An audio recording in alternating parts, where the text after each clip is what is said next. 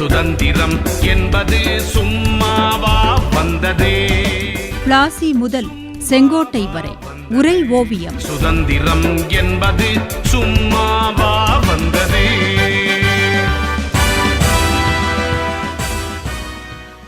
எட்டயபுரத்தை நோக்கி படையெடுத்து வந்த யூசுப் கான் அவ்வளவு கொடூரமாக என்ன செய்தான் தாயே?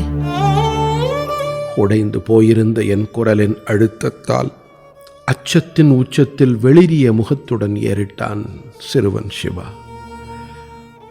அழகுமுத்துக்கோனுக்கு அன்று நேர்ந்த அவலத்தை நான் எப்படி சொல்வேன்? வரலாற்றின் பக்கங்களிலிருந்து மட்டுமா அழகுமுத்துக்கோனை காணாமல் போக்கி அடித்தார்கள்?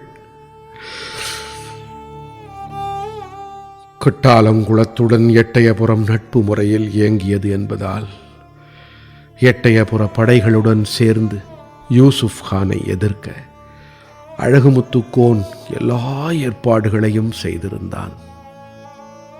எட்டயபுரம் அருகே ஆத்தங்கரை கோட்டை என்று அழைக்கப்பட்ட அந்த பெத்தநாயக்கனூர் கோட்டையில் வீரர்களை திரட்டி வைத்திருந்தான் அழகுமுத்து. எவ்வித காட்டுமிராண்டித்தனங்களுக்கும் ஒரு சிறிதும் தயக்கம் கொண்டிராத தனது பெரும் படையை ஏவினான் யூசுப் கான். பெத்தநாயக்கனூர் கோட்டை திடீர் தாக்குதலுக்கு உள்ளானது. கண்ணில் பட்டவர்களையெல்லாம் கொன்று குவித்தான் யூசுப் கான். எதிர்பாராத இந்த தாக்குதலாலும் நிலைகுலையாமல் துணிந்து போரிட்டான் இளைஞன் அழகுமுத்துக்கோன். முதலில் அழகுமுத்துக்கோனின் குதிரை சுடப்பட்டது. தொடர்ந்து அவனின் வலது கால் சுடப்பட்டது. வலியும் வேதனையும் வீரத்தை வெளிக்காட்ட தொடர்ந்து 3 மணி நேரம் வீராவேச போர்தான் அது. இறுதியில் அழகுமுத்துக்கோன் அவனது 6 தளபதிகள் 248 போர் வீரர்கள் அனைவரும் இரும்பு சங்கிலியால் பிணைக்கப்பட்டு நடுக்காட்டூர் எனும் இடத்துக்கு கொண்டு வரப்பட்டார்கள். அங்கே 248 வீரர்களின் வலது கரங்களும் கொடூரமாக யூசுப் கான் படையினரால் வெட்டி சாய்க்கப்பட்டன. அந்த நிலமே இரத்த ஆறாய் ஓடியது.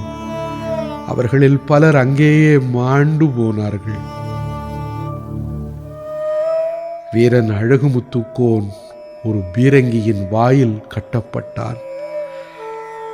அவனது தளபதிகளான கெச்சிலணன், முத்தழகு, வெங்கடேஸ்வரன், ஜெகவீரன், முத்திருளன், மயிலுப்பிள்ளை 6 பேரும் பக்கத்துக்கு 3 பீரங்கிகளில் பிணைக்கப்பட்டார்கள். இவர்களுக்கு ஏற்படும் முடிவு அந்த பாளையங்களில் எதிரொலிக்க வேண்டும் என்று திட்டமிட்டிருந்தான் கான் சாஹிப் என்று அழைக்கப்பட்ட யூசுப் கான். இனி பாளையக்காரர்கள் எவருக்கும் தங்களை எதிர்க்க துணிவு இருக்கக்கூடாது என்று எண்ணினான். கொடூரமான சித்திரவதைகளாலேயே போர்களில் வெற்றியை ஈட்டி வந்த யூசுப் கான் அழகுமுத்துவுக்கும் அந்த கொடூரத்தையே பரிசளித்தான். பீரங்கி வாயில் கட்டப்பட்டு 7 பேரும் சுடப்பட்டு வீர மரணமடைந்தார்கள். அப்போது அழகுமுத்துக்கோன் 30 வயதை கடக்காத இளைஞன். கட்டாலங்குள அழகுமுத்துக்கோன் வம்சத்தில் 40 வயதை கடப்பதற்கு முன்பே போர்க்களத்தில் அனைவரும் வீரமரணம் அடைந்துள்ளார்கள் என்பதுதான் ஒரு சோகம். நெல்லை சீமையில் புழங்கிய கிராமிய பாடல்கள் அழகுமுத்துக்கோனை பாடி வைத்தது. கட்ட மிகுந்திடம் கட்டாலங்குளம் அழகு என்ற சேர்வைக்காரர் சண்டை கும்மி பாடல் அழகுமுத்துவின் கதையை மக்களுக்கு சொன்னது. இவ்வளவு கொடூரங்களை செய்தானே அந்த யூசுப் கான். அவன் முடிவு எப்படி அமைந்தது தெரியுமா? அதுவும் அவன் பின்னாளில் எப்படி மாறிப்போனான் தெரியுமா என் மகனே? அதையும் சொல்கிறேன் கேள் என்றேன். ஒருவேளை அழகுமுத்து முடிவுக்காக வேறு யாராவது அவனை பழிவாங்கியிருப்பார்களோ? அந்த சிறுவனின் மன ஓட்டத்தை புரிந்து கொண்டேன்.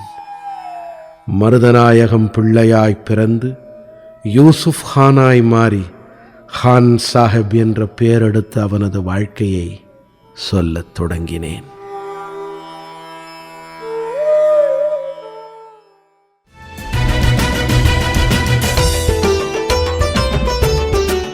பிளாசி முதல் செங்கோட்டை வரை உரை ஓவியம் கேட்டீர்கள். ஆசி கூறி வாழ்த்திடவே அஞ்சிடுவார் பெரியோர், மாசு பேசி மயக்கிடவே முனைந்து நிற்கும் சுற்றம்.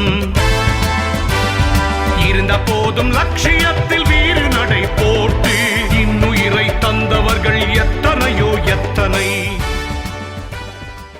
படைப்பு சென்னை வானொலி நிலையம்.